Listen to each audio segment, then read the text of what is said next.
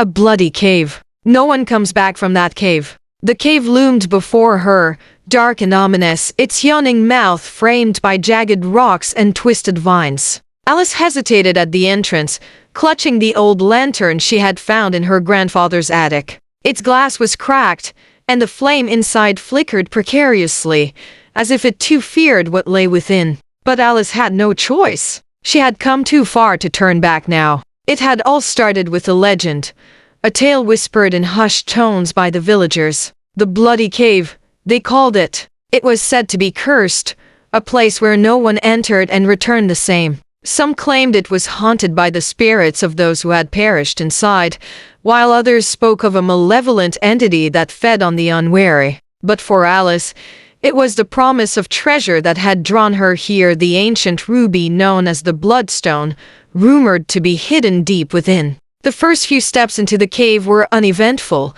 save for the echo of her boots against the stone floor. The air was damp and carried a faint metallic tang that made her uneasy. Shadows danced on the walls as her lantern wavered, creating the illusion of movement where there was none. Alice forced herself to press on, her heart pounding in her chest. As she ventured deeper, the passage narrowed, and the temperature dropped. The walls seemed to close in around her, the silence so profound that even her breathing sounded deafening. Then came the first sign of trouble, a smear of dark red on the wall, glistening faintly in the lantern's light. Blood. Alice swallowed hard, her grip tightening on the lantern's handle. It's just an animal, she told herself, though the tremor in her voice betrayed her doubt. Something must have gotten hurt and wandered in here. The rationalization did little to calm her nerves. The blood trail continued, leading her deeper into the cave. Strange markings began to appear on the wall's, symbols carved into the stone,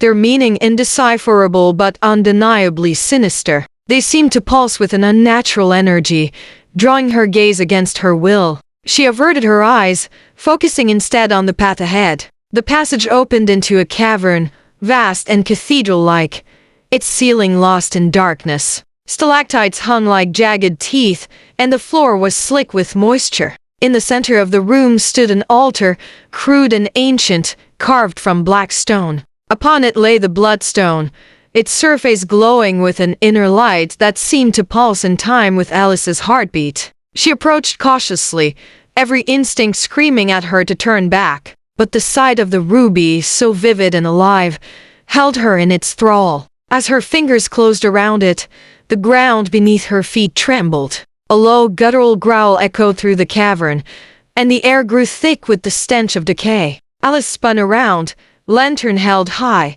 but the light barely penetrated the encroaching darkness. From the shadows emerged a figure, hunched and grotesque, its eyes glowing like embers. Its skin was pale and stretched tight over sharp bones, and its mouth was filled with jagged teeth, dripping with fresh blood. She screamed, stumbling backward and clutching the Bloodstone to her chest. The creature lunged, its claws raking the air where she had stood a moment before. Adrenaline surged through her veins as she turned and ran, the lantern swinging wildly in her grasp.